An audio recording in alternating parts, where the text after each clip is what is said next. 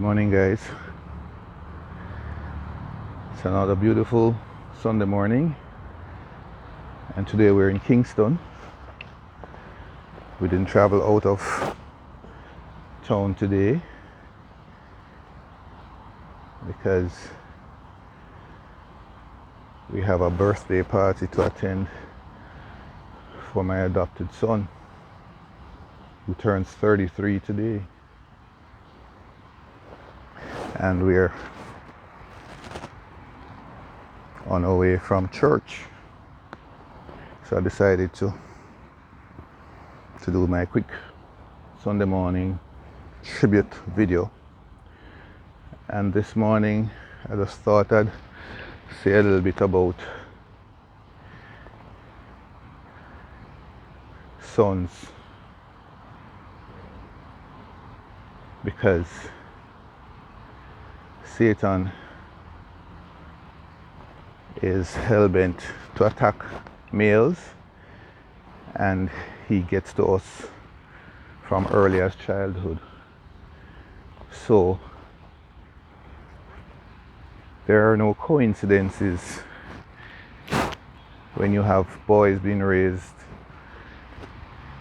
in households that are less than our Creator intended, which is being born to a mother who's a wife and has a husband who's a Christian husband who's committed to loving her like Christ loved the church, and her in turn being submissive to her own husband. So outside of this context, when you raise sons in particular, because the Bible tells us Satan is not interested in the women, and whenever you see popular culture, as it is in today's day, we're promoting the ascendancy of women to positions of authority. This is by design, and it's by Satan's design, not by God's design. And I'm in no way a misogynist, because I was raised by a divorced single mother. So I have the utmost respect for a single woman raising a son, because I am a product of that. Certainly for at least the first 12 years of my life. So whatever I say must be gleaned in this context. Now, unfortunately,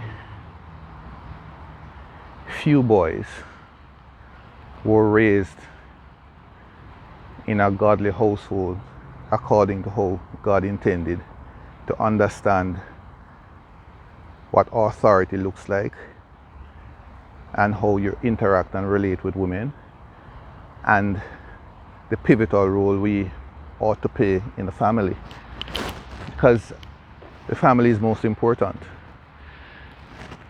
But as you will all know, that family has been defined in every way other than what God intended, and therein lies the problem. We have many of our sons being raised to be son husbands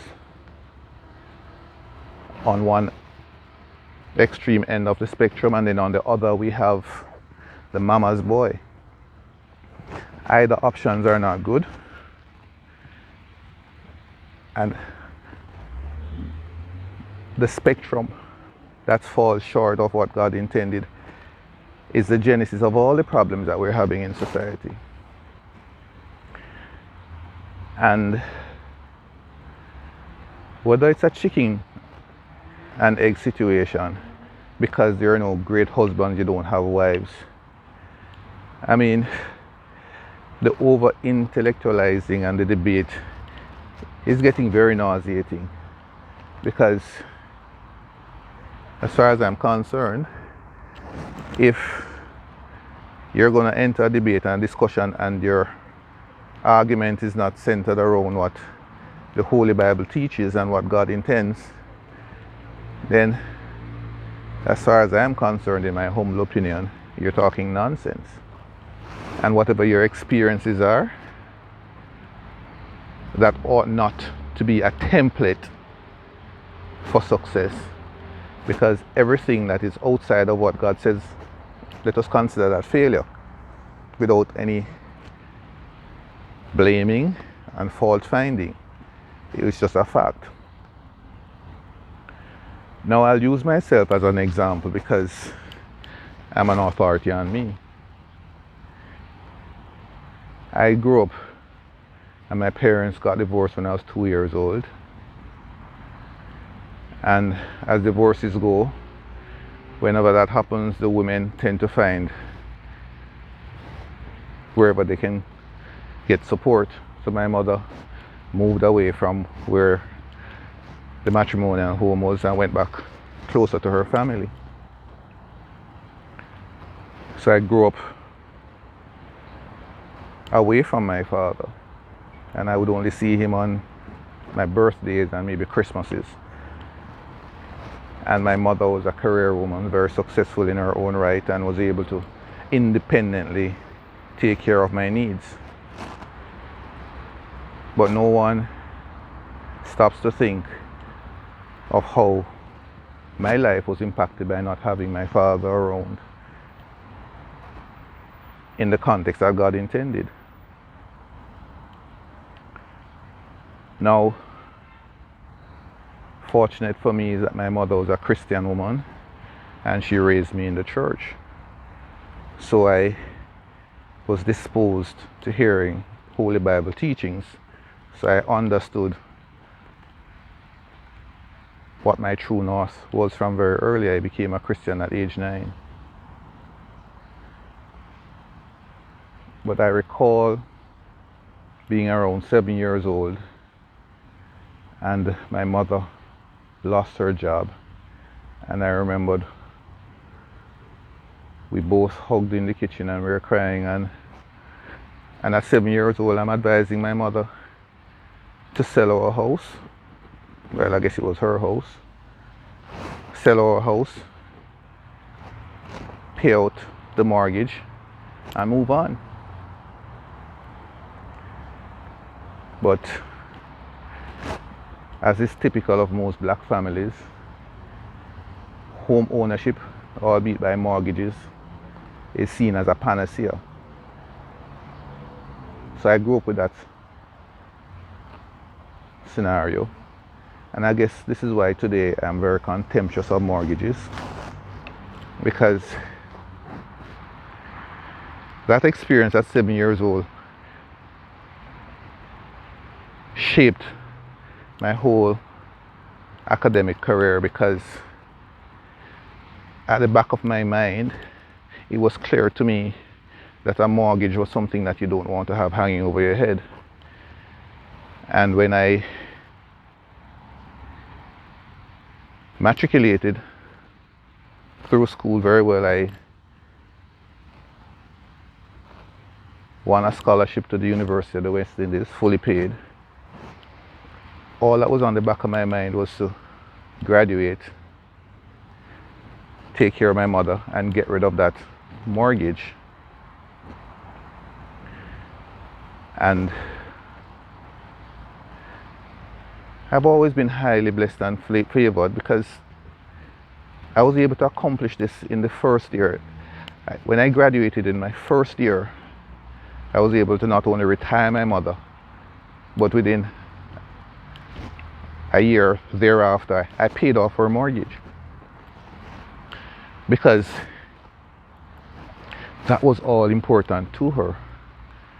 And I, being the son husband, never wanted my mother to have to worry a day in her life.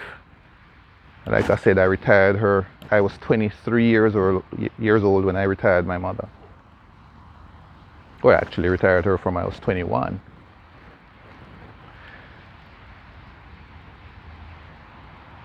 But by the time I was 23, I became a father. And I had every intention of getting married. And I've always intended to be that husband that my mother never had in my father. And that was my raison d'etre, and still is today. Now, when we look at the dynamics in the world, where Satan has told women that it's more important to be equal to men and strive for positions at the seat of his table in his popular culture in the world that he has created. That was the death knell to family as God intended, because everybody now believes that family is about economics, who can afford what, when, where, and how, and that gave you authority to do whatever you wanted. So you have that dynamic, and I will submit to you, this is why marriages are not either attractive or why they're failing, because you don't have that basic dynamics where the husband is committed to loving the wife like Christ loved the church, and the wife in turn is submissive to her own husband. We have relationships of competitiveness, women competing with their men, men competing with their women, women not needing men, men not needing women. How ridiculous can it be? God designed us and made every man to need a woman. Not just any woman, but a wife according to his prescription. And likewise, a woman, she doesn't just need a man, she needs a husband, and a husband according to God's prescription. But because we have lost focus of God, and everybody is caught up with idolatry, it's all about academic credentials, careers, earnings, money, material, existential things. So Satan is laughing all the way to the bank, because once he destroys the boys, then the girls naturally are going to be failures. And the girls are such failures now that we're now redefining success to mean material, existential things. Who cares about women who has job, career, titles, money, and power? Who cares?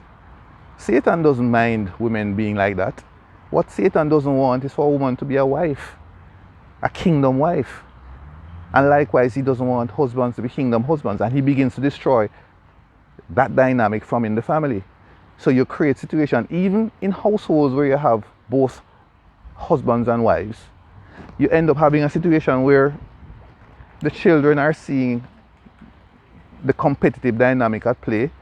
They're not seeing their fathers being loving to their mothers. They don't see love in the household. They don't see TLC, tender loving care. What they see is hostility, passive aggression. So it's no wonder why marriages are not fashionable anymore. Who would want that for a marriage? Who wants a husband who treats his friends out on the street better than he treats his wife and children? Who wants a husband who's more devoted to his job, career, and business than he is to his wife and children? And likewise, who wants a wife who's more committed to her job and career and her business and her friends and whatever else other than her husband and her children, and modeling what it means to be a submissive wife? So in that dispensation, all that we're seeing, whether or not men and women are married, we end up having either son husbands or mama's boys. And until we return to kingdom principles as per Holy Bible teachings and address this matter fulsome and honestly, and stop the blame shifting and the debate, men are nothing without them being a kingdom husband and finding themselves a wife.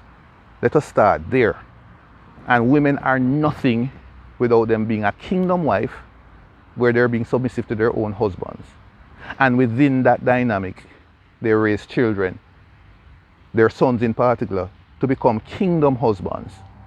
Because this is why the world is in the poor state it's in, because we don't have kingdom men. And you can't have kingdom men who did not grow up seeing what it means to be a kingdom man. I sit here weekly and I speak. I was never ever a kingdom father to my children. I am now. Unfortunately, they're not around to see it. My adopted son, the birthday party I'm going to tonight, he has experienced me being a kingdom father more than my own children. But that's how God works. Genetics is not important. What the world needs now is to see more of us as men. It's never too late to become a kingdom man. And a kingdom man is someone who seeks first the kingdom of God and his righteousness and follow kingdom principles as per Holy Bible teachings. That's where it begins.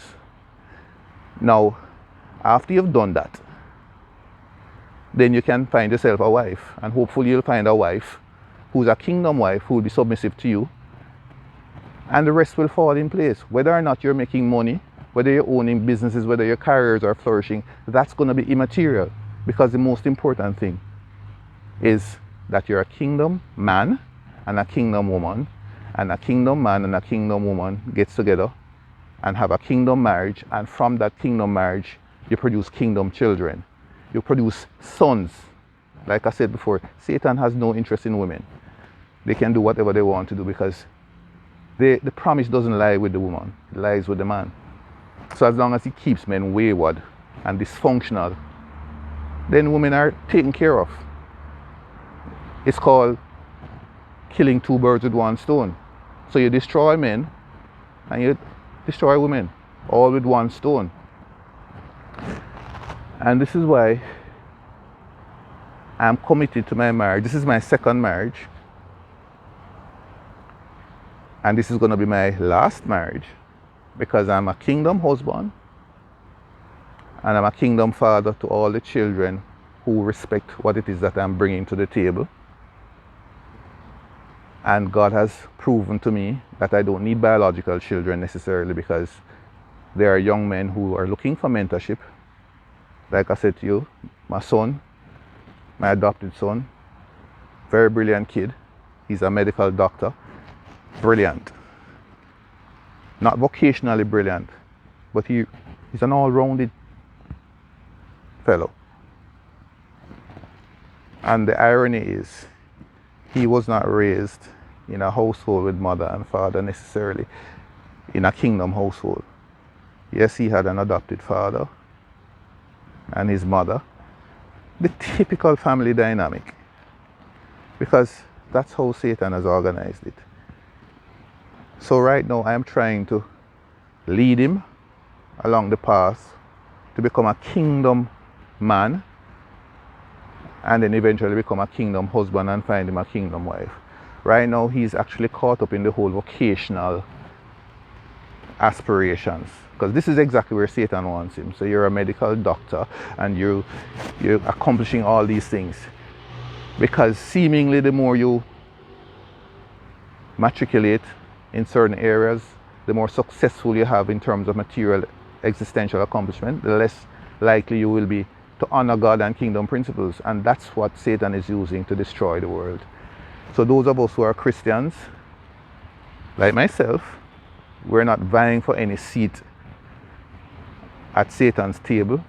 I personally don't want to sit at any table that would be akin to the kind of table that Jesus would have kicked over in the temple, because I'm not looking for validation and affirmation from the world. I don't mind being hated and vilified, if it is that you're going to hate and vilify me because of the stance I'm taking for God.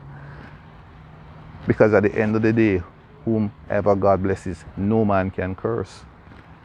My future lies with God, and no man, absolutely no man or any woman can thwart what God's purpose is for my life. And that's really the message I want to share to all the young men who will watch this video at some point. Because rest assured, Satan is after you, and he'll elevate you to positions to kill you. He knows that all you're about is vocational success, material, existential accomplishment success. And he'll use these things to ensure that you'll never become the kingdom man and kingdom husband, which is his only threat. Satan is only threatened by a kingdom man and a kingdom husband. Not a rich man, not an educated man, not an accomplished man by any matrix. He's only fearful of a man who is obedient to God and kingdom principles and holy Bible teachings. That's the only fear Satan has. Don't fool yourself. So I'm going to just wrap up this morning because I know many people don't have this long attention span. Have a blessed Sunday and a great work week. God bless you. Have a blessed life.